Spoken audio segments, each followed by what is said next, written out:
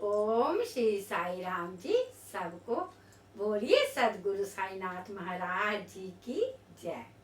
आप सभी को हैप्पी गुरु पूर्णिमा। आज इस पावन दिन पर आइए मिलकर सतगुरु जी के चरणों में भजन गाते हैं। भजन के बोल इस प्रकार से हैं। जदों मन डोले तेरा, जदों मन डोले तेरा, गुरानू याद करया कर, गुरानू याद करया कर, कि तू फरियाद करया कर। जदों मन डोले तेरा, गुरानू याद करया कर। जदों मन डोले तेरा, गुरानू